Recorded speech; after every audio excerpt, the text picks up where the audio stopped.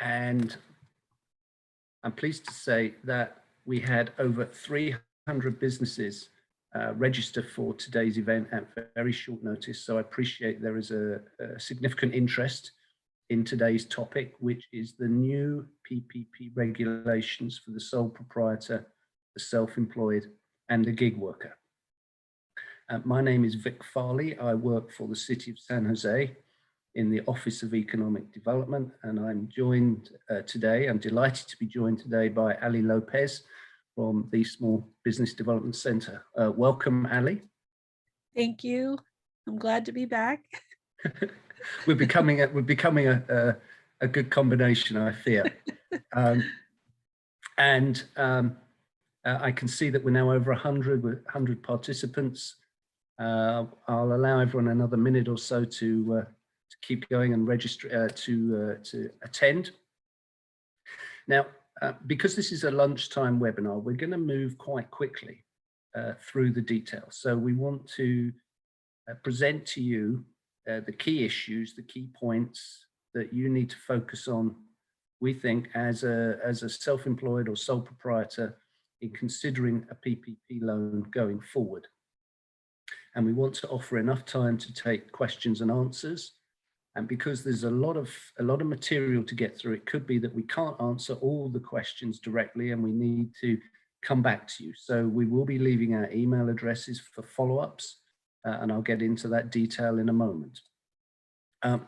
So let me take you through the slide. And I need to slightly apologize in advance because we're going to be using a couple of files I've downloaded from the SBA. So my ability to move and share the screen and change documents may be a source of I may not be quite with it as fast as I'd like to be. So please bear with me. I will hopefully be able to move seamlessly between one file and another, but here goes. So here's our disclaimer. This webinar is for information purposes only, and you should not act upon this without taking proper advice from other professionals to whom you come to rely upon. But the city and its partners, such as Ali and the SBDC, will do our best to provide this information, but it is purely for information only. Thank you. Okay, so what's the agenda today? What we're going to be considering are the key changes that have now been confirmed. What's new? How are the regulations that have just been published? We'll go through some of the detail in those regulations. And importantly, we want to show you the new forms that need to be used if you wish to apply for both a round 1 and a round 2 loan if you are self-employed, a sole proprietor, and a gig worker. We have a timeline. We want to just quickly remind everyone of that timeline. And then we're going to show you the two examples. If you're applying for a PPP loan with no employees, which is relatively straightforward, and also the option of applying for a PPP loan if you're a sole proprietor, but you do have employees, or you're self-employed and you do have employees, how you make that calculation. Finally, we'll leave you with what we think are our top tips, but it's a pretty fast moving scene. So I think that's probably the best top tip I can give you, is that you're going to have to work on this quickly to make this, to take advantage of this.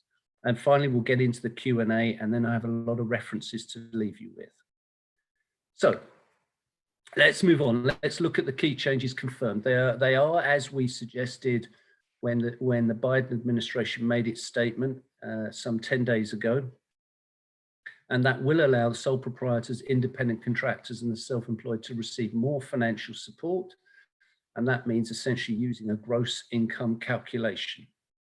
Secondly, and I've highlighted this point, is that, and it's particularly important here in San Jose, because we have a large number of small business owners who are, they do pay each year their taxes that are due using an ITIN number, and they are eligible to apply for a PPP. And this is very important because we want to extend and ensure that as many businesses as possible do apply here in San Jose. And we know from last year that close to 3,000 sole proprietors received a PPP loan. So we very much hope that if you have an ITIN number, please don't hesitate. Make an application for your round 1 or your round 2. Also, we now have confirmation on the rules about the applications for a PPP if in fact you have a conviction, and also if you have have an existing issue with defaulting on a federal student loan. The rules are now published in detail, which essentially offer a way through, a route to enable, if you're in either of those 2 categories, to be able to make an application. As with all of this, the devil is in the detail, and it's about understanding what's in those regulations. And so a key thing within this slide deck is in fact a link to the technical document, because I feel sure that for many of you, you'll want to read this carefully as and when you make that application. Just before moving on, I neglected to say at the outset, of course, if you have a question, please use the Q&A. That would be very helpful. And that way, Ali and I can look at that as we're going through this slide deck, and we can give you answers to as many of the questions as we can cover. So essentially, I think to sum it up, what did we learn from when we last discussed this some 10 days ago? Firstly, the regulations now detail the changes. That's very helpful because we can now understand the intent of the administration and what the SBA need to do in order to enable you to make a round 1 and a round 2 application. And equally importantly, we have the new forms, and it's the forms that I'm going to look at with you shortly. Let's just quickly remind ourselves of the PPP timeline. The SBA began accepting the new application form via the banks as at last Wednesday, March the 5th, 2021. So these new forms are now in operation. We have an exclusivity period that allows all businesses employing less than 20 people, that's the head count, to be able to make the application by March the 9th, that's tomorrow. It's 2 p.m. Pacific Standard Time, because the time was actually set on the Eastern Standard Time, but it's 2 p.m. here. So to give you an example, if in fact you're a sole proprietor, but actually you do have a payroll and there's more than 20 people on the payroll, then you'll have to submit your application from Wednesday morning onwards. But if you have under 20 on your head count, you have that exclusivity period till tomorrow, 2 p.m. Pacific Standard Time. And we know that currently the PPP is scheduled to close on Wednesday, March the 31st. So we only have, here we are, March the 8th, just some 3 weeks. Now, I did pick up from a webinar that I was watching over the weekend from Washington, the discussion on whether there is now a discussion in Congress on whether to extend that date, but it's only a discussion. And I wouldn't rely on the kind of gossip and rumors at this point to inform your decision making. You should really focus on ensuring that you have your application not just submitted, but approved by Wednesday, March the 31st, 2021. Okay, let's get into the meat of this. PPP for the self-employed. You can now apply using the gross revenue calculation. Now, what is gross revenue? There is a definition of gross revenue, and essentially that takes you straight into your tax return, known as the 1040C. If you've not filed a 1040C yourself, but have relied on a tax preparer or CPA, it's very obvious that you should obtain a copy of that, or that you should go and speak directly to them to understand the numbers contained within it, because it's the numbers that contained within the 1040C that drive the PPP loan calculation. The second thing to say here is, and I think this is the one that I think people may feel a great deal of pain, is that there are no retrospective applications. So you need to check the status of your application with the bank. If you have received the money, that's it. You can't return that money and then reapply. But if you haven't received the funds, you can check with the bank to see what the status of the application is. If the SBA have issued an authorization number, then the bank is in a position to make the payment to you. You have to then decide whether you wish to accept the payment. And I'll go on to detail the consequences of that, because you need to weigh that up very carefully indeed. Moving on, the new form. It covers both first and second draw loans. Now, you may be surprised to see why are they introducing the rules for a first draw loan, because you know a forgiveness period is 8 weeks. And of course, we don't have 8 weeks left in the program. And the nuance here, of course, is that you can actually claim both before, so you can claim your second draw loan before the first draw forgiveness period has ended. So if you have never claimed PPP before, you should be thinking through that you want to submit 2 applications, not 1. For many of you, you will already claimed your first PPP loan in 2020. So this is all about the timing now to claim your second draw PPP loan. And in essence, we're going to look at this primarily on the basis that firstly, it's just you. You are the sole employer and you have no other employees. And this is relatively straightforward in the form. To calculate this, if you are a self-employed person with no employees, it's just you, you pay yourself, you'll know that from last year, you could only claim on your net income, which was a relatively low number. And now you're looking at gross income. You find that from your 2020 IRS Form 1040, Schedule C, it's line 7. Now, if you paid yourself more than $100,000 in a 12-month period, you can't use that number because PPP caps an individual salary at $100,000 per year. And so when you divide $100,000 by 12, it cannot be more than 8,333.33. And that will be the number you enter into the form as your monthly amount. That's the cap, that's the maximum. You would then multiply that by 2.5 times. You do not include any reference to any other SBA loan or grant programs such as EIDL, and that equals the loan request amount. Now, we know that if the maximum loan value is 20,833, you can't go over that number. So it's going to be up to 20,833 for a sole employer, self-employed person with no employees.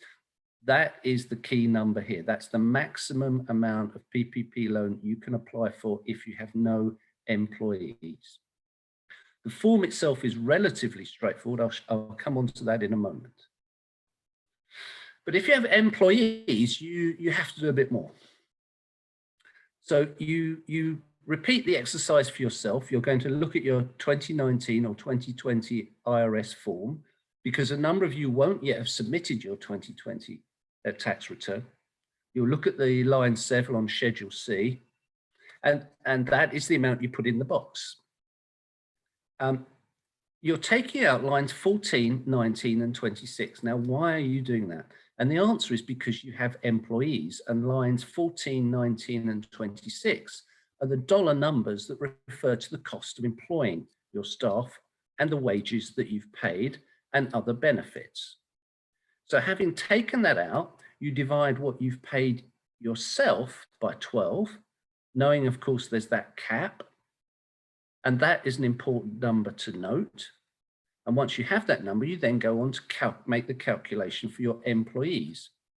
And that's where you take lines 14, 19, and 26 from your Form 1040C. You get that number, you divide it by 12, and then you add in your number. So let me just give this as an example. Let's assume that you have you pay yourself $100,000 a year. You divide that by 12, that's the 8,333, and then you times that by 2.5. That gives you $19,233.90. Let's assume you pay staff. If we add up lines 14, 19, and 26 together, let's just make up an easy number. Let's say that comes to $120,000 and you divide that by 12, that equals $10,000 a month. You times that by 2.5, that's 25,000. And then you add in your cost, your salary, which was capped at 19,233. So when you add in the 25,000 to the 19,000, you get $44,233 in total. And that's where the big gain is in moving in the way the PPP loan now functions and operates based on this calculation. By allowing you to combine all of this into a single loan, you may well go over $150,000 as a PPP loan value as a consequence of being allowed to include employees for the first time like this. But the example I've given you is important because the example I've given you shows that the loan calculation was under $150,000, which is very significant in the regulations. If in fact your calculation is likely to take you over $150,000, then the bank that you turn to will require all of this to be evidenced. And so this is a second important point. If you believe your calculation will take you over that threshold, my advice to you would be to seek out your tax preparer or CPA and discuss this in detail. And if you're unable to do that, then I would recommend you turn to the city's free technical assistance through Ali and the Small Business Development Centre, which provide a fantastic service for so many small businesses, and take the opportunity to speak with them. And I know they're going to be very busy, but nonetheless, if you need to take advice, please do so, because these calculations are very important to you.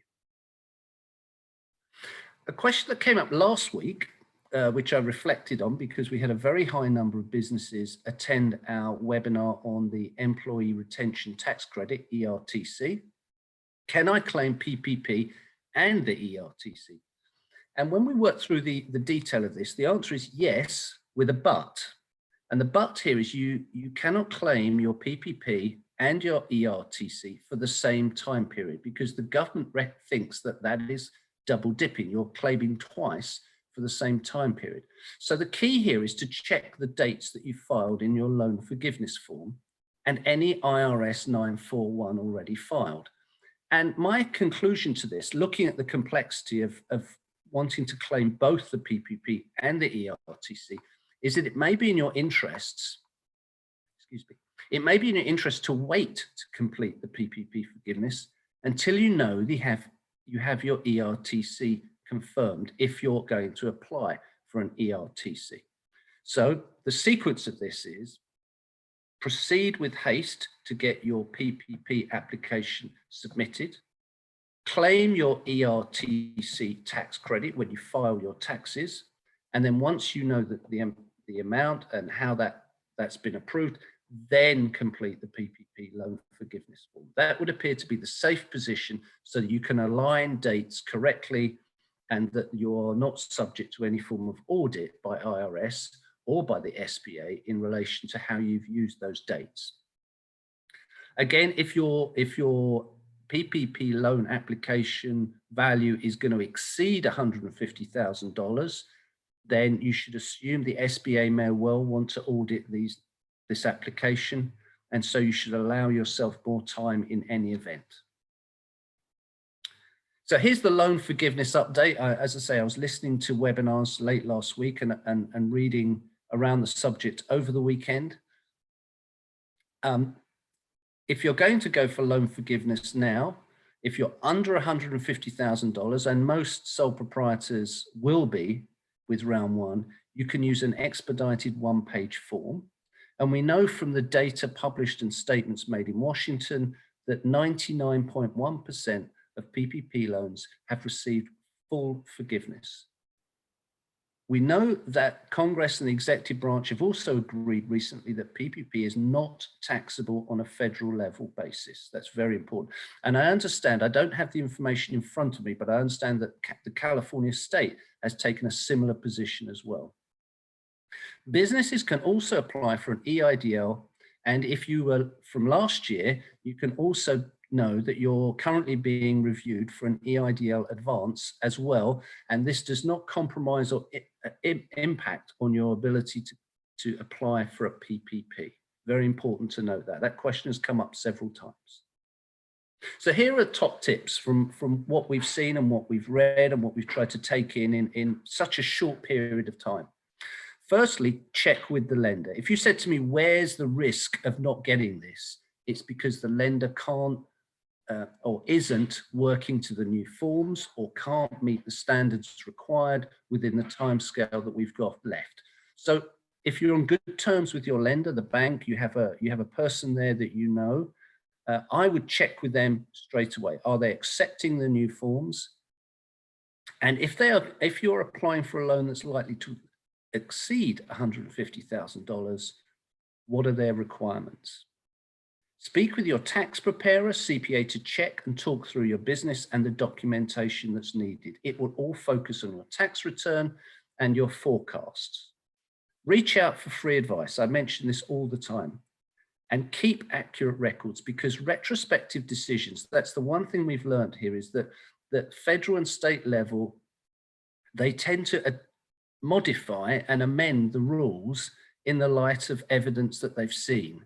And so always keep these documents available to you, because as we've just been referring with the tax credit and the PPP, we think there's a sequence that you should work to that we couldn't have guessed 3 or 4 months ago. We couldn't have predicted. Work on this now. Don't wait is the obvious thing to say. And if I were an applicant, what I would be thinking is, this afternoon is where I get all my research done. I've downloaded the form, I've looked at it. I've spoken to my tax preparer or CPI if there's any aspect of this that I feel I can't complete, and that I've reached out to my bank. And tomorrow morning, I work through the form. It's just one page with then all the signatories. It's perfectly, you can perfectly do this in a morning if you've got the information in front of you, and submit it before 2 p.m. Pacific Standard Time, on the basis that my business does not employ 20 or more people. Those are the top tips as I see them today. Let's move into the Q&A. Ali, I've tried not to be too slow. I've tried to speed up so we can get as many questions answered as possible. Okay. Raoul asked, do you guys have a list of lenders for ITIN? Yes, the SBA has a list that I've downloaded. Raoul, if you email me, but you can also Google this. You can Google list of lenders, SBA. Ali, what would you like to add to that? Yeah, if you go to the SBA website, there's a lender match, and you just put in your information and it'll give you a list of lenders that are authorized to provide the SBA loan or the PPP. They will know based on the new guidelines that anyone with the Itin qualifies to apply. So, yeah, thank you. Dottie has asked, if we followed directions and applied early and were funded for draw 2 using net income, is anyone advocating for us to be able to increase the amount based on gross income retroactively, as it isn't possible right now? Well, Dottie, I think the problem with this is that the program is due to sunset on March 31st. And when I listened to the debate in Washington late last week, I don't think that anyone was looking to do that. But there was reference made to whether the program does or does not get fully spent. So I think the answer to your question at the moment is, I think the odds are against you. I don't see any evidence that they're going to retrospectively or retroactively turn the clock back, because they've already approved loans and given money on such a scale across the United States that I don't think they necessarily know how much that may cost them if they were to make that decision. Ali, do you have any thoughts on that one? The same. Unfortunately, they're not talking about doing anything retroactively. Maybe in the near future, because everything changes so quickly. But as of now, I haven't heard anything about retroactive. And unfortunately, if you got the loan already, you can't withdraw it. Yes, yeah, I agree. Judith has posed a question. She's a sole proprietor, received loan 1 and 2. Loan 2 was lower than loan 1. Is this seminar also covering getting more? Well, I think you're stuck, Judith. If you've already had the money, I don't think the SBA, the banks, will really entertain changing that. What do you think, Kelly? I think the same as what we had expressed to Dottie, that they're not going to provide additional funding if you already received it. Right. Moving on, James is asking the question. See, sorry, it's moving around because so many people are putting in questions. I applied for an SBA loan last year, but it did not get approved due to my low credit score. Okay, my business has been, yes. Well, interestingly, James, your credit score is not a relevant consideration from a bank. Banks may choose to use a credit score against you, but it's not a requirement of the program. So you're I'm wondering if he's referencing Itin and not PPP. Oh, great point. Yeah, Itin, they looked more closely at your credit score. PPP, not as much. It's more of your retention of your employees, your payroll, because that's what really this program is for your payroll. So I think you can go ahead and try for the first draw. I wouldn't hesitate. I would just go ahead and try it. Yep. I think, James, if you're rejected by the bank last year, the obvious point is try a different bank. Mm-hmm. And do your research this afternoon. Start Googling round 2 PPP loans and see which banks come up near you here in San Jose. But you can also use a fintech and many of the online offers that I know many small businesses have chosen to take up to get their application processed within an efficient timescale. Wee Wang has got a question. I have income for the second half of 2019. Do I have to divide that half year income by 12 months or 6 months?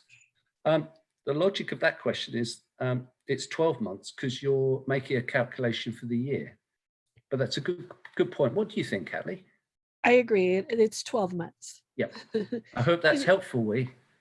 And then you're going to have to choose the comparative. I don't know if this is the first draw or the second draw, but obviously for the second draw, you're going to have to use the quarter where you received income to compare the 2 years. Yes. Okay, Dottie's asking again, it's unfair, essentially, that there's gross and it is unfair, and who will advocate for us? I think the issue of advocacy as a city official, that has to come from the mayor and the elected politicians, Dottie. I don't feel I can make a statement that would express a view of the city council without knowing that is the agreed policy of the city council. So I think, Dottie, if you feel strongly on this matter, I would encourage you to drop an email to the mayor. And I know he takes a great interest in business matters, and raise that question with him. And I would be happy to respond to any technical questions that the mayor may then choose to ask me or ask my colleagues in the Office of Economic Development. But I don't feel I can really get drawn into the more subjective questions. I think my role is really just to inform you of what the regulations are. And that's what SBDC will also do. We're not the advocacy group, but we do meet with SBA to get updates, and we do let them know what's out there, what small businesses are talking about. The subject may come up where to let them know that small businesses such as yourself are looking for additional PPP funding or some sort of funding. But obviously we can't make changes to the guidelines. I mean, the 2 organizations I work with that do business advocacy, and I think maybe very supportive of it, one is the Small Business Majority. Yes. And the other one is Cameo. And yes. It also wouldn't surprise me if the US Chamber of Commerce is also very supportive of this position. Right. So if you want the name of the Small Business Majority representative who sometimes joins us on these panels, it's Bianca Blomquist. And if you email me, Dottie, I can reach out to Bianca and perhaps we can get you in contact and she can give you a more informed view than I can in relation to the question of representation. Yongmin has asked a question. I received my first PPP in early February 2021. Can I apply for a second PPP now? If so, do I need to use the same bank? Two great questions. Can you apply? Yes, you can apply. I would normally encourage an applicant to use the same bank because they are familiar with who you are and they have their records. But if that bank is for some reason not going to process a second round application because you're now in this new regulatory format with a new form, then I think this afternoon is the time that you spend to come to a conclusion as to whether you would use that bank or you would change to a second bank. And there is no penalty for doing that. All banks have to offer the same product with the same program under the same conditions and terms. What do you think on that one, Ali? So yes, you can apply for the second PPP. However, you have to show that you either used the full first draw PPP or will use the amount before you get the second Yes. draw for the PPP. You also, for the second draw, it's not going to be as easy because you're going to have to provide proof that you have a 25% or greater revenue reduction in 2020. Yes. In comparison to 2019. So you have additional information you need to provide, but certainly you can apply for the second one. And you need to do it as soon as possible. Yeah, so I think, Yongmin, get the application in, yes. And as Ali was saying, get your paperwork in order as well to know that you're making the application. I did hear, again, part of the conversation in Washington in Congress is whether in fact they're going to adjust this to make sure as many businesses get a round one and a round two application in before March 31st. So although nothing is agreed, it's a point of conversation and discussion in Washington to ensure that people have that opportunity. So I would reinforce applying. Candice said, does the date of the EIDL and when it was processed, is it significant in getting a loan approval? In truth, EIDL and PPP are entirely separately managed. So EIDL is directly managed by the SBA. PPP is actually, in fact, managed by the bank stroke lender. They are separate and independent of one another. So they should not impact on either the EIDL or the PPP. They each have their own regulations. What do you think, Ali? Agreed. The only thing is obviously for EIDL, just like the ERTC, you can't double dip. Yeah. Yes. So you need to make sure when you utilize the EIDL, it's different dates and different reasons for using the PPP. So those are kind of things you have to look at when you're receiving all these different types of funding, that they can't conflict with each other. Okay. But you can certainly get approved for both. Got it. Ernesto has asked the question. It's a really interesting question. Ernesto is basically saying, I've tried to apply for a PPP loan through my bank. I'm a Lyft driver, but I don't have a business bank account. And where do I go? I would have thought you would go online and check out the fintechs, but that's a really good question. I think you've got to do quite a bit of Google searching, as you suggest. Any thoughts on that one, Ali? CDFIs, they're really good at working with sole proprietors, and you should be approved without having a business account, because I'm assuming you're a sole prop or independent contractor. That's not something that's required of you. They just need to know if you do have a bank account that you're able to differentiate what's personal expenses with your business expenses. It's always a good idea to separate the two, but it's not necessary when it comes to independent contractors and sole proprietors. Excellent points. Excellent. Chitra asked the question, is this a loan that we need to pay back, or would it be like a grant, never applied? It's what's termed a forgivable loan. So provided you use at least 60% of the loan value for payroll purposes, whether that's paying yourself or the people you employ, and the balancing 40% against a set of agreed criteria such as rent, utilities, then you can secure up to 100% of that loan forgiven. It's not a grant, it's a forgivable loan. James has said, is it up to the bank to approve the loan? Well, the bank can make a decision here because not all banks are, unfortunately, from what I'm hearing, moving at the same speed, nor are they necessarily up to date with all of the regulations. I may be being a little unfair on banks here, but I think that this is the day where you actually check with the bank. And if you're not satisfied with the service that you're likely to receive, then I think this afternoon is where you do your research to find and ensure that you have a bank lender you can apply to. Do you have a thought on that one, Ali?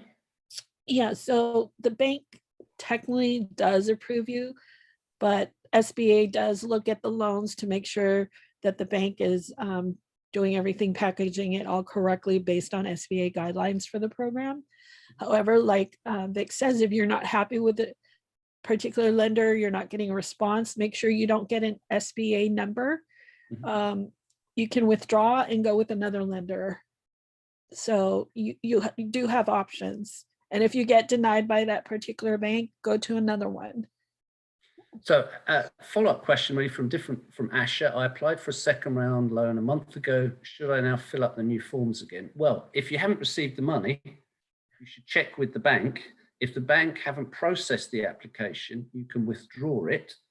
But if you withdraw it, you need to understand then that you've got to find an alternate bank to submit that PPP application, or the existing bank may be willing to accept a new application provided they're operating to the new forms. So again, you're gonna have to do some contact work there, Asha, with the existing bank. And some banks may be reluctant because they're going to be very, very busy. So that's something you need to check with them if that's possible. Some banks require me to be a customer, not sure where to turn, says Ernesto. Well, I think again, the fintechs, the online banks are the ones that are accepting new customers. There are a number of them in the Bay Area and California. Again, you're going to have to do some research on that. I do have a list of fintech online banks. If you want to send me an email, I'll forward you that list. Ali, do you have any thoughts on that one? Same thing, CDFIs, fintechs, yeah. They don't require, I'll say the majority don't require that you be a customer. Yeah. Asifa has asked, where can we get help if we need to complete an application? Well, I'll turn that straight to you, Ali. That would be SBDC. You'll get my email address as well as our website for assistance. Yep, a lot of the email address will be at the bottom of the slide deck here. Yeah, and a lot of the lenders, especially the community CDFIs, will help you as well. They do have tech assistance along with, but if you like us to help you package the loan, we can help with that.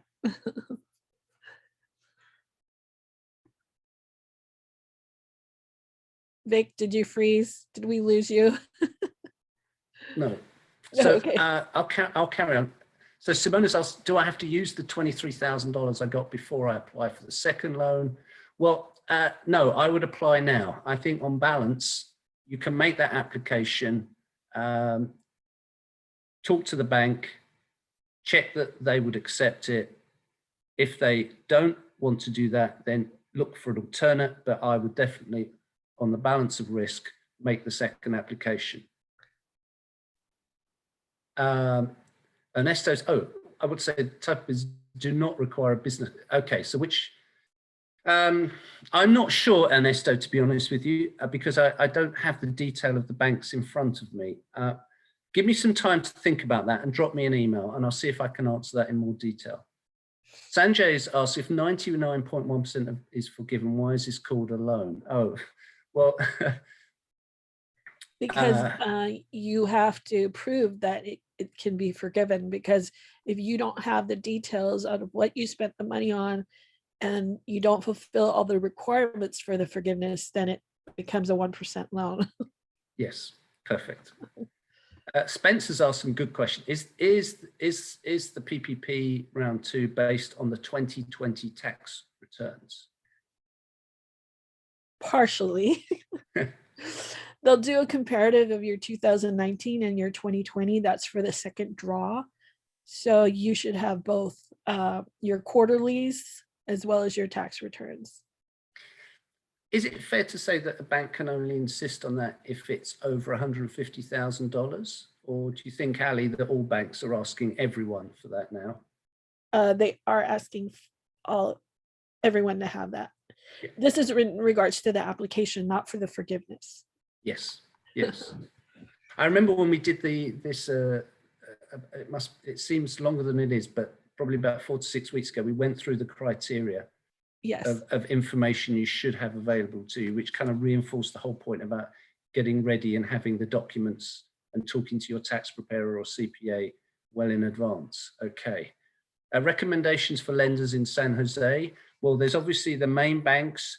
You can go straight onto the SBA website and have a function called Lender Match, and that will tell you who is in San Jose. You put your postcode in, your zip code, sorry, you can tell I'm a Brit using postcodes, a zip code, and that will give you the list. You can also Google this and search it online, particularly if you want the fintech lenders. Does PPP negate the pandemic unemployment insurance program for me as a self-employed sole proprietor? Oh, that's a really good question, Chris. I think this is where you have to sit down and take a bit of technical advice, because it could be. And I'm not an expert on unemployment insurance. I'm hesitating here. Ali, would you know something on this one, or is this one too tricky, do you think? No, so the PUA, like the EIDL and the PPP, you can't double dip. You have to make sure that if you're actively receiving your unemployment, that you don't utilize the PPP for the same time frame as your PUA. Right. That could be difficult, because if you're receiving the PUA on an ongoing basis and you have to fulfill that 8-week or 24-week with the PPP, you have to be very, very good at counting your days. And so you would probably have to hold off on using the PPP, but make sure that you're still within that time frame of the 8-week or the 24-week forgiveness time frame. So you're going to have to juggle it a little bit, but you also have to notify unemployment that you are receiving the PPP, because that's part of your notification process. So you might want to contact us and have an SBDC advisor kind of formulate a strategy for you. You'll get send me an email and I'll try to get you an advisor to assist you. We do have a few advisors that are experts on the PUA program. Got it. Perfect. That's a brilliant answer. Thank you. Judith has just checked in again with a follow-up to a previous question.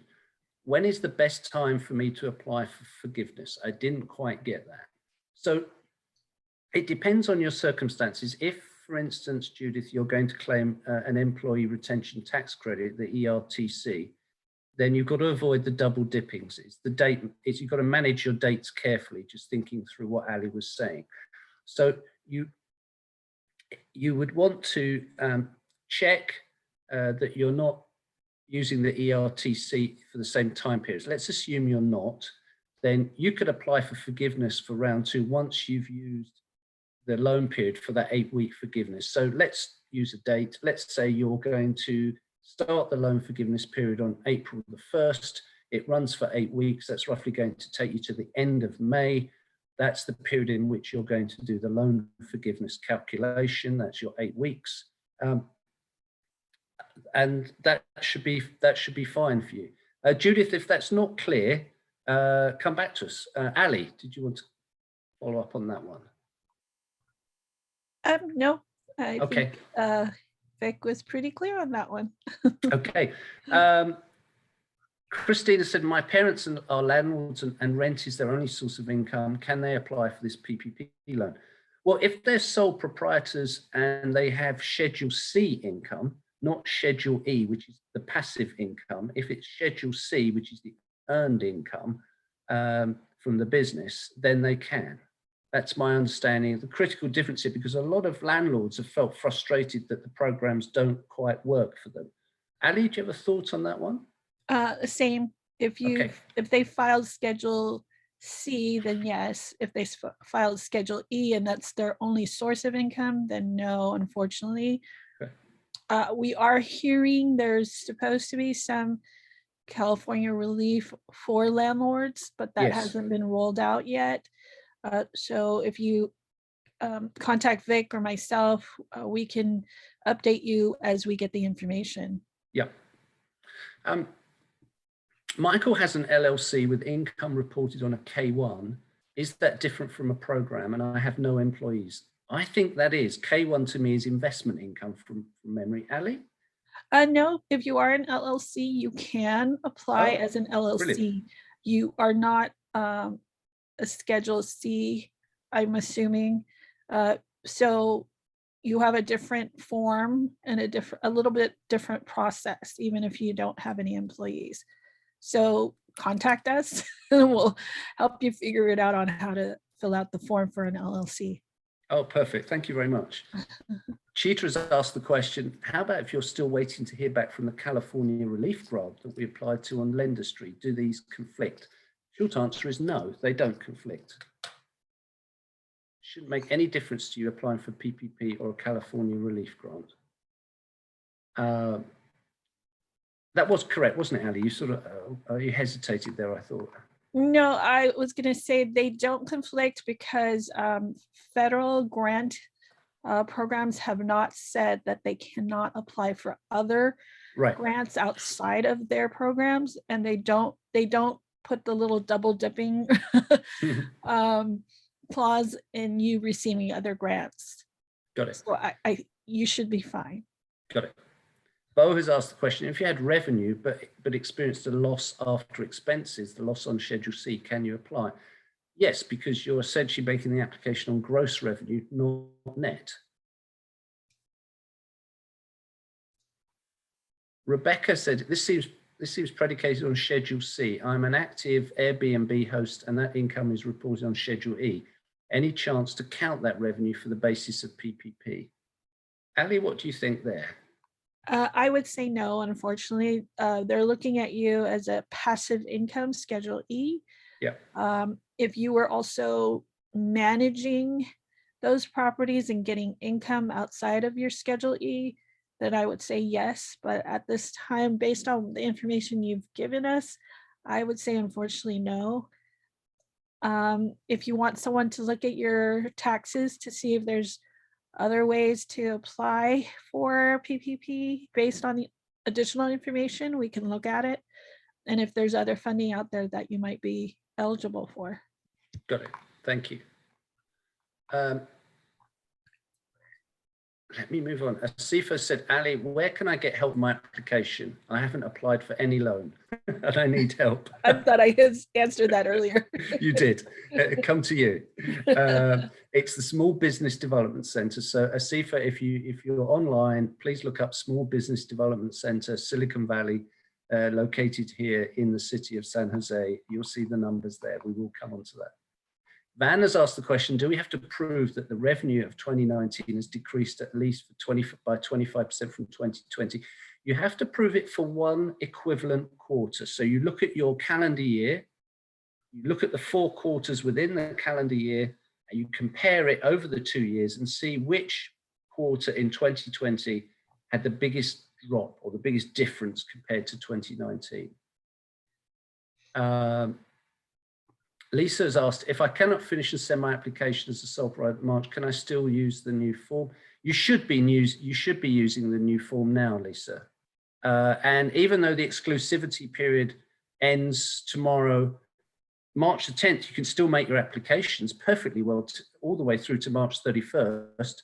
You just know that there are going to be bigger businesses with a head count over 20 similarly applying at the same time. That's why this exclusivity period gives you a little advantage in the marketplace because we know there's still money left in the program. Kelly Crow asked, what would you use as gross revenue for an S Corp without employees? I only have contractors. Wow, that's a great question. I would have to look at your tax return and see how you paid yourself. Yes. So in a way, even though you're S Corp, that's your tax how you're set up, how you're taxed as an S corp. You could still be an LLC, or you could be a sole. You know, there are so many other variables. I'd have to look at your tax returns, but you cannot claim your contractors, unfortunately, as employees. Got it. Got it. Mhm. I think that's the key bit. Yeah, I think we missed a couple questions up here. Okay. Let's go back. Is it Simone? Can I apply the first PPP loan, which I received now, to the missed wages for last year? Oh, yeah. Yeah. I'm not sure I know the answer to that one. I mean, I think it comes back to the point you were making about looking at your Right. income drop in 2020 compared to 2019. Right. And is the payroll at least an 8-week consecutive 8 weeks or 24 consecutive 8 weeks? So Right. you might not want to go retroactively. Yes. Yes. Yes. Joseph is asked, from what you just said now, Wednesday is the last day. It's Tuesday is the last day of the exclusivity period. March the 31st is the last day of the program as a whole. Mm-hmm. Shilpa has asked, if I did not apply first time round, should I make 2 applications now? Yes, you fill in a round 1 form and then you fill in the round 2 form. You wait for the round 1 form to be accepted. You get an SBA authorization number from the bank. You know that's been approved, and then you make the second application. Susan, I'm self-employed. What is the timeline for claiming unemployment benefits and a PPP loan? We've had a similar question, haven't we? On that? Again, it's the double dipping one. You can't claim for your PPP and use it for the same time periods that you're receiving your unemployment benefits. So it's all about date management. Right. So you can make the claim for the PPP, you can accept the claim, but then the crucial bit is to know the period within which you're going to use the PPP loan. Right. And if you have those dates for use of the PPP loan, you then have to come off the unemployment benefit on the day before, and you can only go back and then make a claim for unemployment benefit the day after the loan forgiveness period has finished. Correct. Right. It's tricky. Yeah, it is, but I've learned something here myself, which is very helpful. I'm having a hard time figuring this all out. Can you direct me to someone who can provide accommodation to disabled?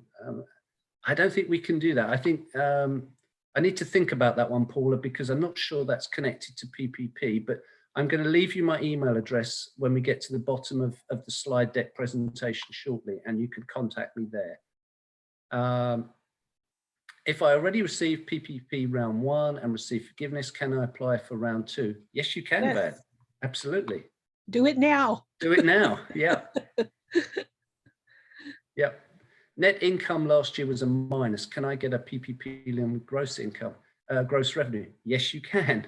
That's really part of the point of the change that the Biden administration is really aiming at someone like you, Kehan, is to know that actually last year wasn't good for you. So they want to be able to offer you something through this change to gross revenue. And that's for sole proprietors, independent contractors. Yes. Not necessarily for LLCs or corporations. That's right. If you did not have income for the past 2 years, can you still apply? No. No. Because you've got no dollar number in line 7 Schedule C. Right. I applied last year and this year for a PPP loan, was denied by the bank. Where else can I go to submit an application? Look on the SBA lender match. That will tell you, put your zip code in, as I mentioned earlier, that will give you the list. And then you can also Google search online banks. Not all banks are accepting existing customers only. A number of banks will accept new customers. So you almost have to Google search it on that basis, new customers for a round 2 PPP loan, California, and see what search that gives you. Oops, I've gone up, sorry. Okay, Seema has asked, can we apply for a PPP loan if the business was operational in 19, but the ownership changed in 21? Can the new owner apply for a PPP loan? That's a great question. That's come up from someone else I was working with last week. Do you have a thought on that, Ali? For the new owner, more than likely not, because if the previous owner claimed it already, then that goes to the previous owner. Yeah. It's because of the change of ownership, and it also depends, is the business continuing as it was? There was just the change of ownership, but the business itself is still existing. So, however, if they didn't claim it, you will need all of their information from 2019 and 2020 to claim it. But that's going to be a little tricky. So if I were you, I would email me and then we could look at all of the variables regarding that. But more than likely, I'm going to say no, just based on what you've provided. Okay, thank you. Yeah. Josephine's asking for my email address. Yes, I will put that at the end of the slide deck.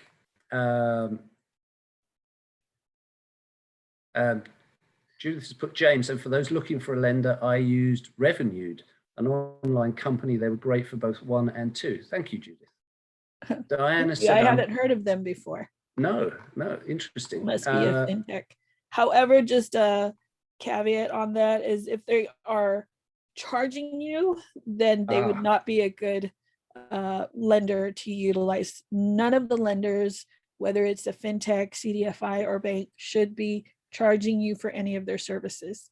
That's a really important point. Thank you, Ali. This is a free service. Yep. So I would always do a bit of due diligence here, whoever I'm going to use. Right. Diane's asked, I'm ready to complete the form. Where can I get it? Well, you get the form from the bank, the lender you're going to use. The SBA on their website has the sample forms that you will have to complete, but it's fundamentally the bank that is going to have to accept, approve, and authorize the loan to you. Okay, I will supply my email at the end, yes. Paula is asking, she's applied and received a very low amount of SBA loan, and she's struggling, and I've attempted to get it increased with no luck. Well, let's assume this is a PPP loan. The loan forgiveness component is based on that 60% use of payroll, 40% use on other authorized activity. If that PPP was round 1, you can still apply for round 2. But if that was your round 2 loan, then I can't see any change really that's been made because the money's already been supplied to you. Pierre said, I'm new to this. If I start right now with the SBA on sole proprietor with no, will there be time to lock in does the lender matching take time? Well, I think, to be honest with you, Pierre, I think you can get your research done this afternoon. If you were to take an hour out just to start Google searching SBA lender match, look at the lists of names, then look at individual banks and their websites. They'll have, a lot of banks now have sections on just PPP. If you want a quick answer, as Ali's already mentioned, use the CDFIs, like the Opportunity Fund here in San Jose as an example. There are others. I think you could come to a conclusion by the end of this afternoon if you take the time out now.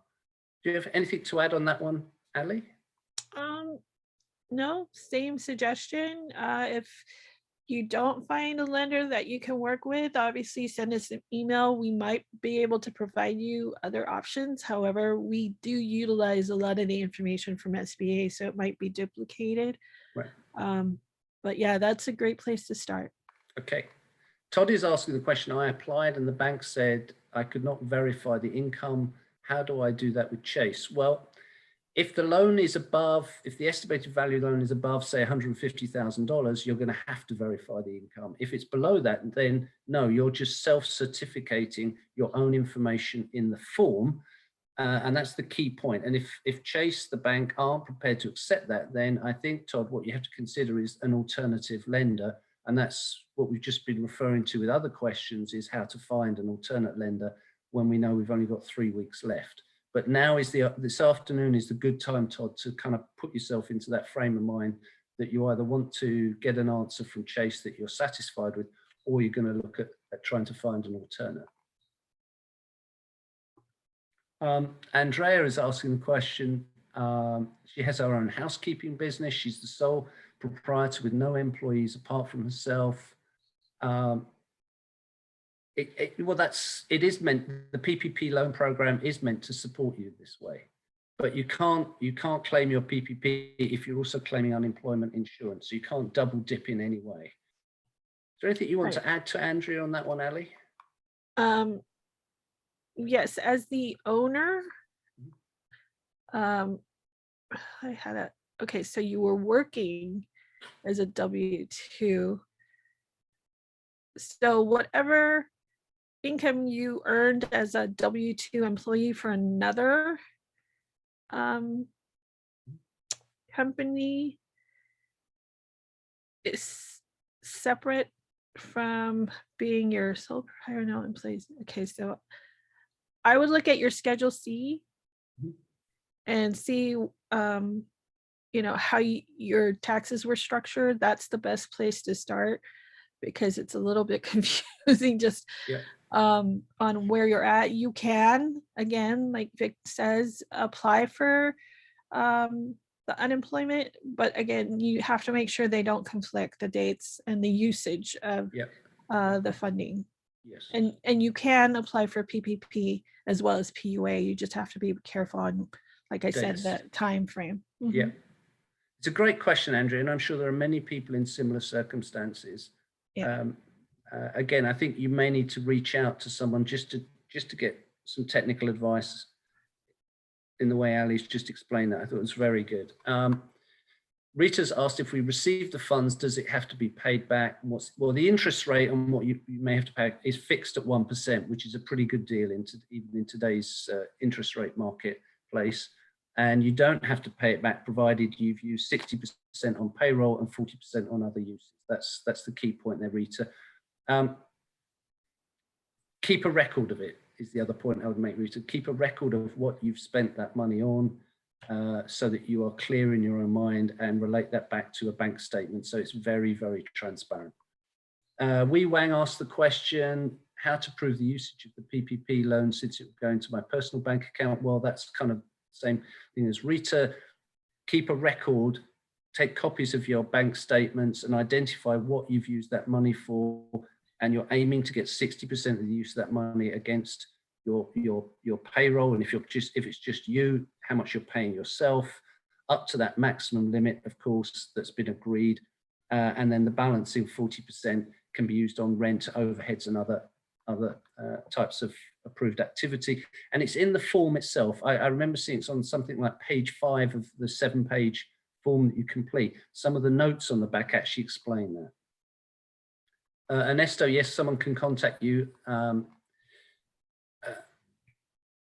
We will leave our email addresses at the bottom of the slide deck when we come back to it after we finish the Q&A.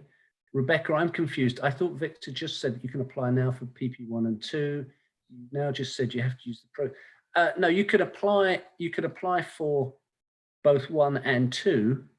You now just said you have to use the proceeds before.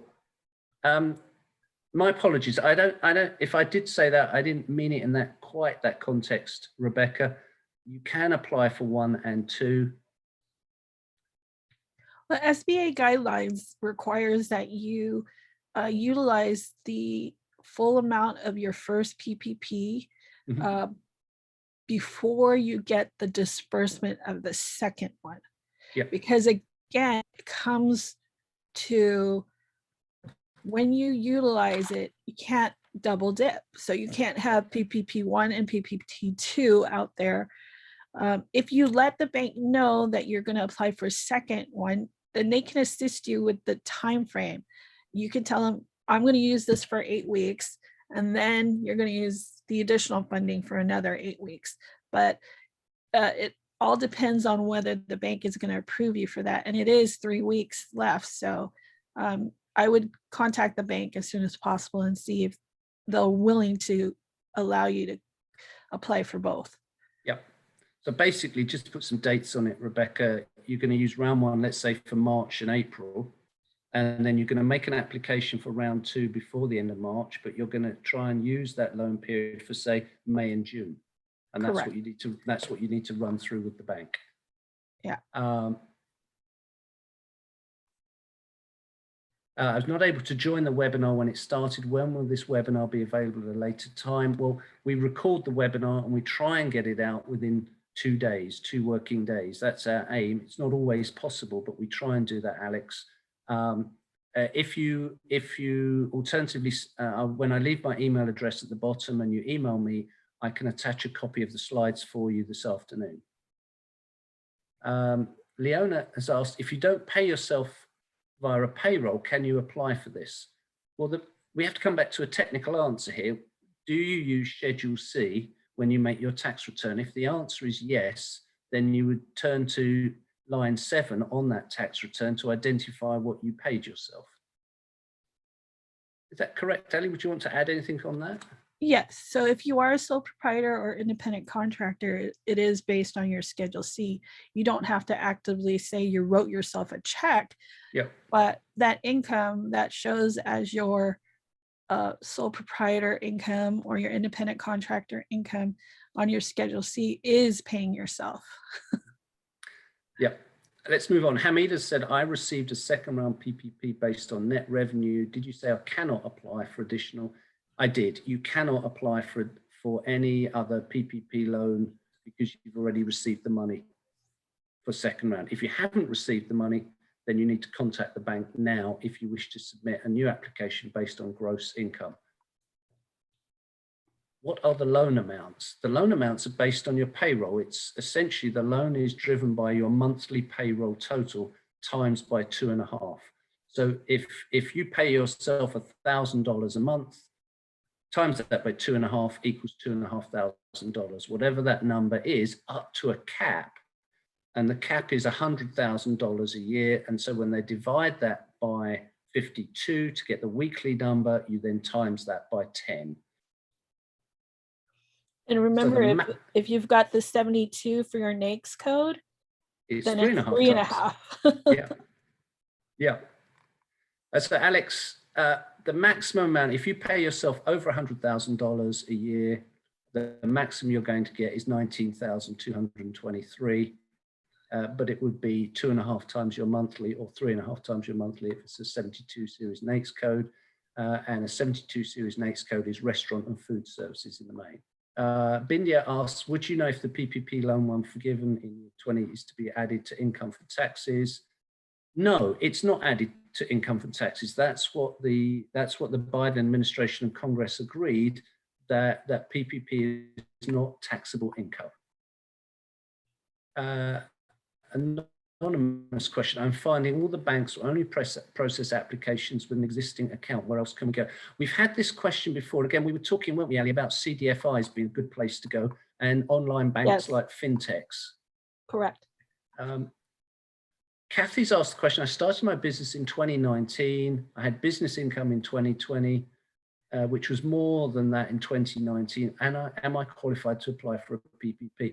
You're going to have to look at the quarters, because it sounds like to me your business got going, you had very little income in 2019, and then you did, as your business developed in 2020, I think that may be very difficult for you to actually meet the criteria of a 25% loss. Would you agree with that, Ali, or have I missed a point? I agree. There? Yeah, one of the things is to show loss for the PPP draw too.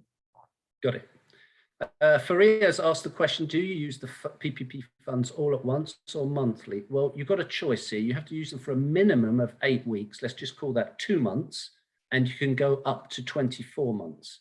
Now, if you were claiming, say, unemployment benefits, then you want to use the funds in a shorter period of time as possible, the 8 weeks, so you can then claim on week 9 your unemployment insurance. Right. Or does she mean, do you receive the funds all at once or monthly? If that's the question, then you receive it a lump sum in your bank. You do, thank you. Yes. I was looking at how you spend it. You were I know, looking at because that's how the you question. get it. Okay, we'll leave our email addresses at the end. An independent contractor gets paid via a 1099. Am I eligible for a PPP loan? Yes. Okay. Schedule C. Schedule C. So whatever you put as an independent contractor and get paid via your 1099 ultimately ends up in your 1040C. That's what you work from. Okay. Ali, I've applied for EIDO in the last round, not heard anything from Cameo. Are they still working on responding to applications? Where to ask? Well, if it's EIDO, normally that's the SBA. That's SBA, not Cameo. Yeah. So I'm assuming that might be the California Relief Grant. Yes. And there are additional rounds of the relief grant going on. They started round 3, I think, last Friday for existing applicants. So you might want to look at what you applied for. Yes. And then send us an email if you still have questions on that specific loan. Van has asked, yes, Van has asked the question, I've already received PPP, but did not apply for EIDL. So can I apply? Yes, you can. And you apply directly to the SBA on the SBA website, and they have an entire form and application process that you would complete there. And it is quite technical and detailed. We don't have time to get into EIDL today, but essentially preparation is the key there. And Van, you could email us so we could assist you with that. Leona asks, I'm a sole prop going to start an S Corp in the next couple of months. Will this affect my forgiveness? No, it shouldn't forget your forgiveness. Again, it's partly about date management. So it may be simpler and cleaner for you to actually execute the creation of the S Corp the day after you've completed your loan forgiveness. I agree. Yeah. Spencer said, what if you haven't completed your 2020 tax returns? This is the first time regarding, well, great question, actually. You can still apply, is my understanding of the technical regulations, Spencer. What do you say to that one, Ali? Yes, just make sure you have your profit and loss statement, know what your 2020 gross as well as what you spent on a quarterly basis. You just need to know your numbers, but you can still apply. Correct. Okay, Rhonda's asked the question, I'd like to know if I can use the monies to purchase a food truck. Okay, well, the answer is yes, you can. Go ahead. You can use the monies to purchase a food truck, but you'll find that you'll actually be able to, you won't be able to forgive much of that loan. And therefore you realize you're going to have to pay it back up 1% over a 5-year period. So if you're viewing this in an entirely different context, that you need money to make a purchase, it's probably the cheapest form of loan in the marketplace, but that's not really the intended purpose. I would say read the guidelines very carefully. And I can't tell you what to spend it on, but I would caution you not to.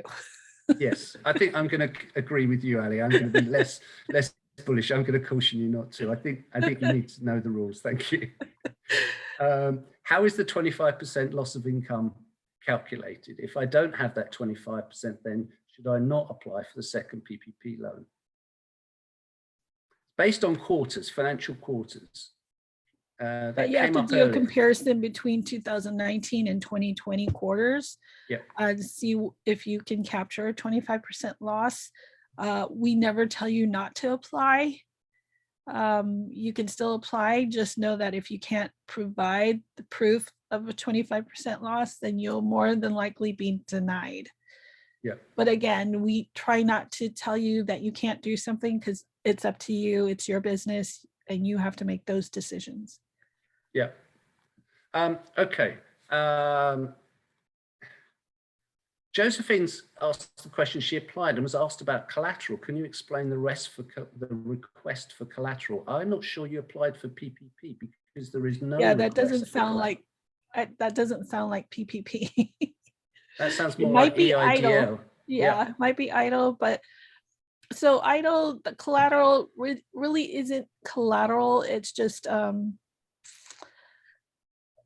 if it's less than, I can't remember off the top of my head right now with idle, because that's not where my thought process is. Right no, I couldn't remember if it was over 25,000 or 200,000. Yeah, so if it's less than a certain amount, you don't need collateral. If it's over, I think if it's over the 150K, because I think that's where they're maxing, then you will need some collateral, but I think you need to email me so I can look at that particular application. Raul's got a question for us. Once you've received the funds, do you have to use them right away, or can you hold using the funds?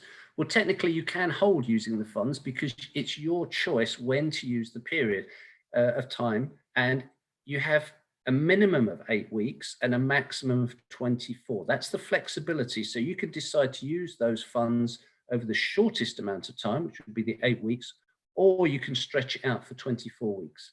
And again, a theme of today's webinar from a lot of the questions is date management.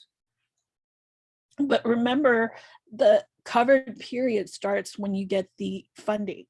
Yes. So whether you choose the 8 weeks or the 24 weeks, you need to really make that decision of will you be able to fulfill the 24-week if you decide that's what you'd like to use it for, from the date that you were dispersed the funding.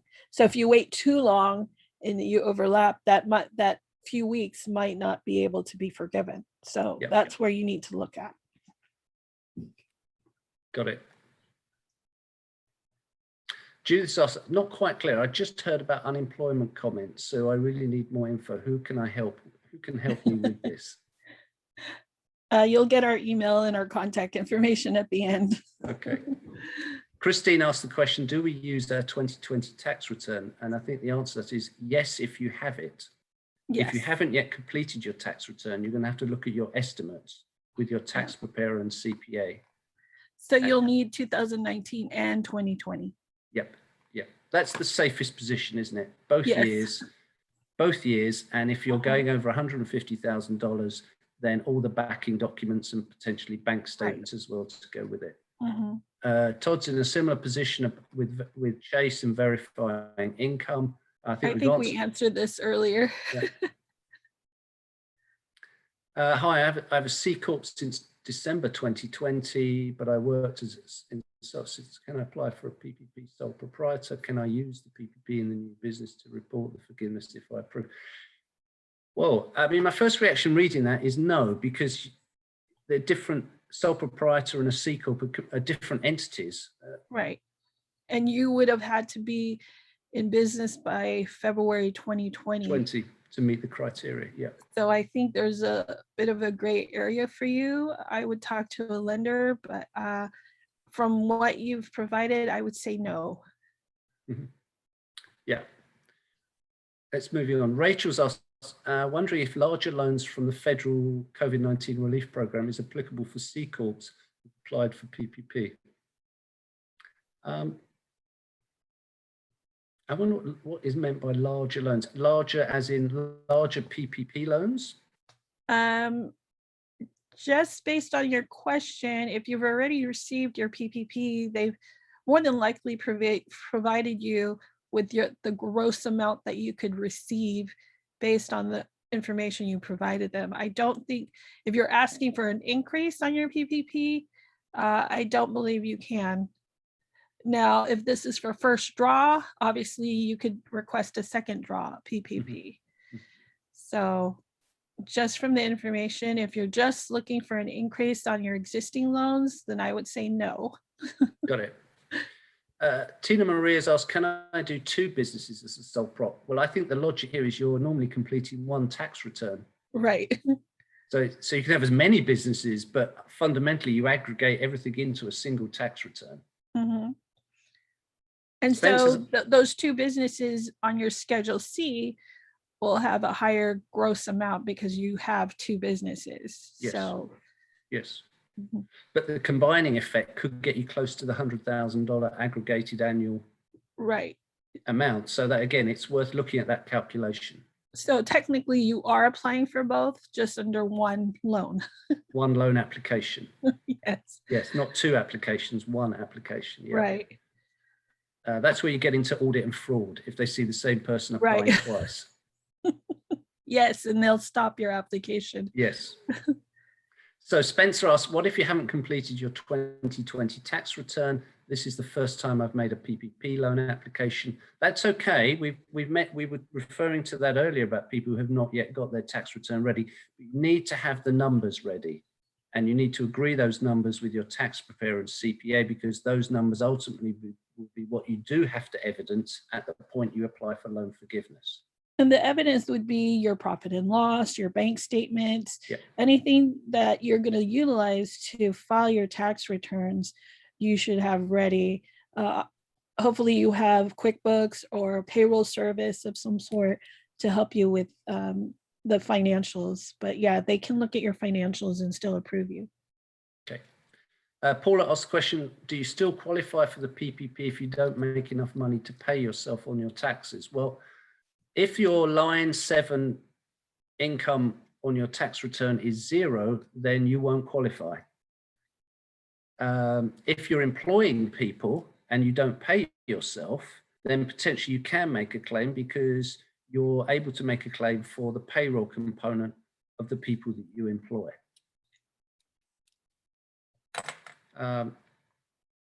If this is the first time application, do I still need to prove the 25% drop in income? What do you think on that one, Ali?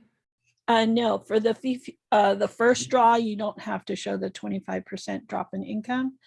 They will ask questions of how you were impacted, your employees, how many you had before COVID. Those are some of the questions. They're going to ask how many you've retained. So no, you don't have to provide the 25% drop in income, but you still have to show that there was a negative impact to both your payroll and your business. So again, needing those financials and your tax returns. Got it. Mm-hmm. Okay.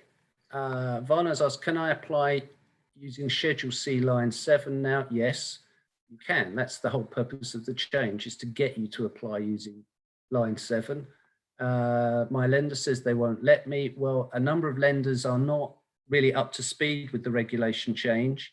So you, again, for all the reasons we've discussed earlier, you may need to look around and do your research this afternoon, either coming to a CDFI locally or going online to a fintech bank. But do your research this afternoon, Varna, and complete an application tomorrow if that's possible. Yeah, I agree. Don't let a lender stop you from applying just because they don't have the most up-to-date information. I would go ahead and make sure that they did not submit anything on your behalf and withdraw from them and find a lender that will process it. Sherry's asking a question. I've applied using my main bank. When can I get an answer? Well, go back to the bank and ask them.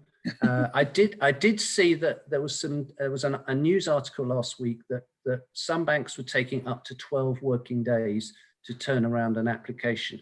I think with the current exclusivity period, they're being a bit quicker actually, because the loans are most loans are under $150,000. They don't require the same level of kind of compliance check internally, unless the bank is choosing to adopt, if you like, a stricter measure of compliance, and therefore the process of getting your application approved should be quicker.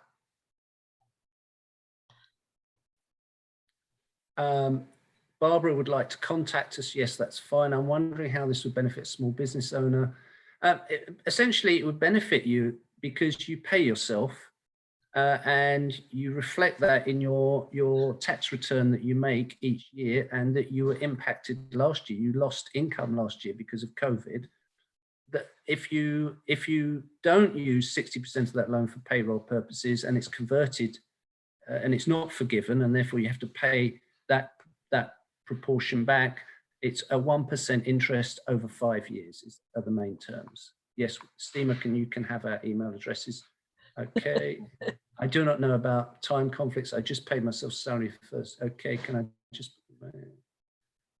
Oh, okay. So it's really about you want to show in good faith that you haven't double dipped, that you've got your PPP loan, you're using it, and you've also been keeping your PUA.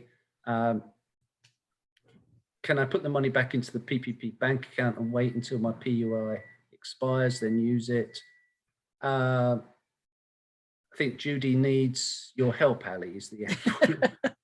Yeah, I would defer you to one of our POA PPP specialists at SBDC, and they could give you a little more detailed guidance. Just from what you've said here, if you haven't spent the PPP,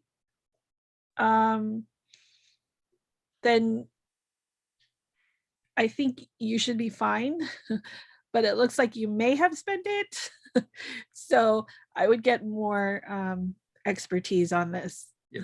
I think the worst case scenario is if you spent it is that either the SBA or California unemployment insurance will ask you to pay one of the two back ultimately. So you should keep Right. you should keep one of those sums of money in a bank account to show good faith. Yeah.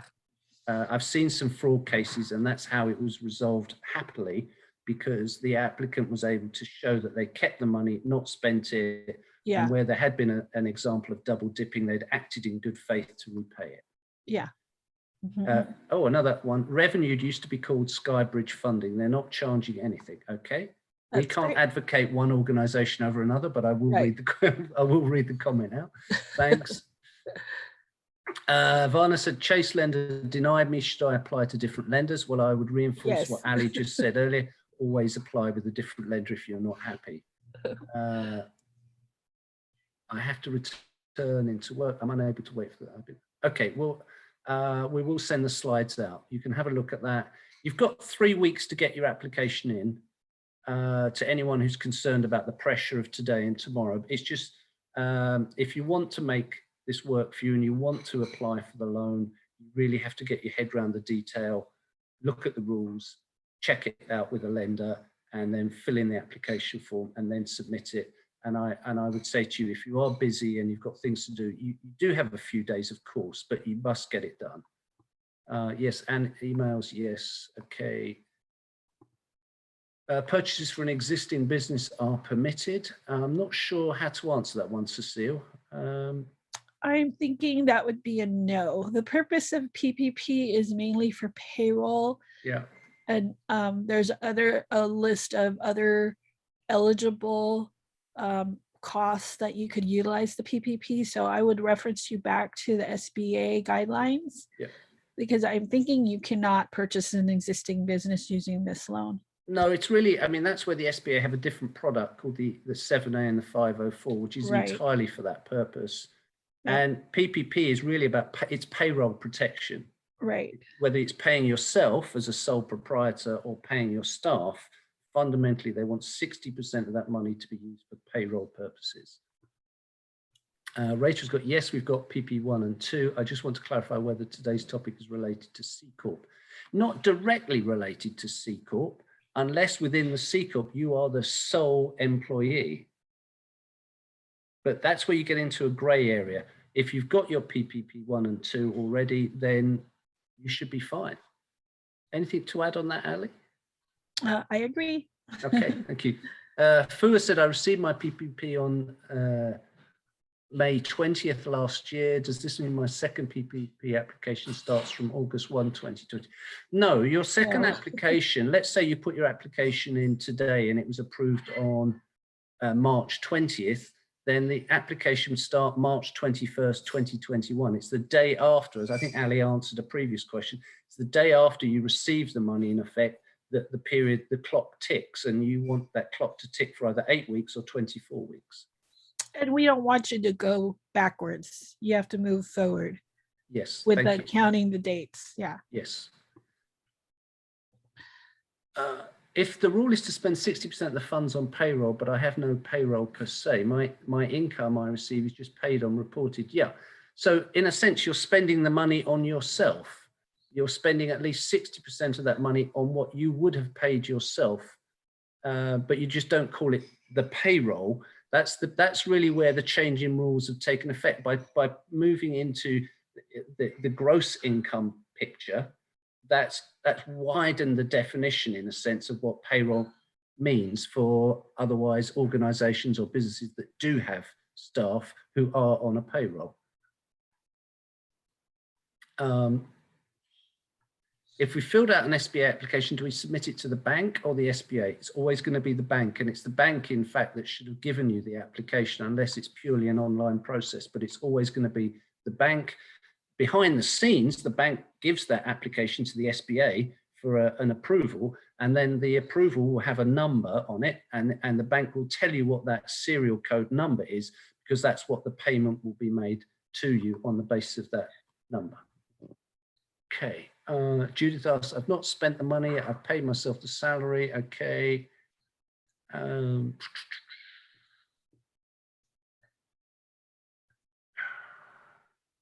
How would you answer that one, Ali? I'm just trying to. I think this is the one that was referenced in the unemployment. Ah, yes. Yeah. Yes. So I would still speak to one of our specialists, because with regards to PUA, it might not only be the utilization of the funds, it's also when you received it. Yeah. That may be a conflict. I'm not an expert on the PUA, so Yeah. that might be one concern. It may not be a concern, but I would speak to a specialist to make sure. Okay. But that it is good that you didn't spend it, because I know if you did spend it, then I know for sure it's a conflict. Yes. Very good. Paul has asked the same question. Do we submit it to the bank or the SBA? It's definitely the bank. Okay. I think we've come to the end of a long Q&A. I just want to finish the slide deck for you. Here are the source documents. So we referred to the forms. So here, 2483C is the form that you can click on that will take you to a round one application using gross income. Here is form 2483 SDC, which is the second draw form that you would complete, that you would use. Here are the detailed regulations that were published last week. It runs to 38 pages. It's got some Q&A in it, but it is a heavy read. This is a really good webinar. If you want to have a kind of repeat, easily understandable over the weekend from Washington, this was the SBA webinar. And here was quite a good news article that came out by CNBC explaining this as well. If you don't want the technical side, but you want a good description, I thought you might find that helpful. The PPP also, the SBA offer information on PPP in languages other than English. And so if you use this link and then scroll down the page, you'll see there's a choice of some 20 different languages, if that would assist you. I'm unable to do the translation myself, so I don't know if it's the same level of detail, but you may find this a very helpful introduction if you prefer to read in a language other than English.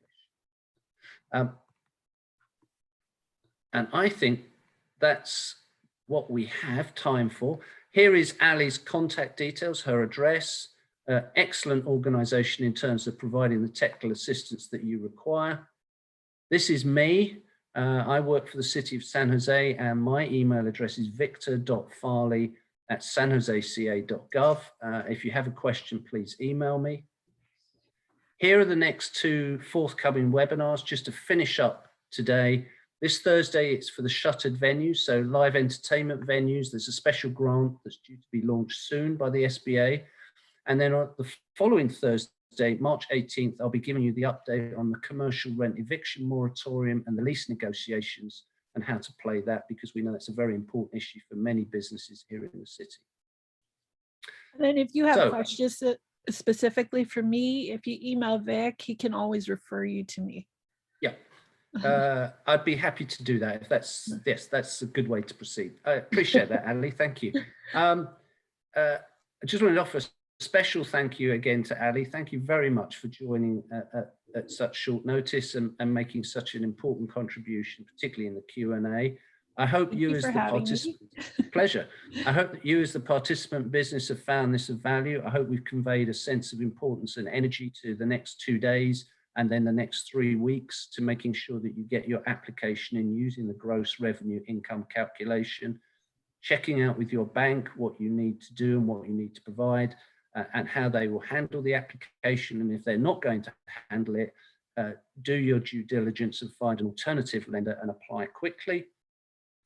Keep a good record of all the paperwork, all the numbers, and take professional advice either directly through your tax preparer, your CPA, or turn to a technical assistance provider such as the Small Business Development Centre. Thank you very much for taking the time out to follow today's webinar. I wish you every success with your business, and I hope you have a good application process through the PPP and that you're able to secure well-needed funds. And if you have any need to contact me, there's my email address. Thank you once again. Take care. Good afternoon.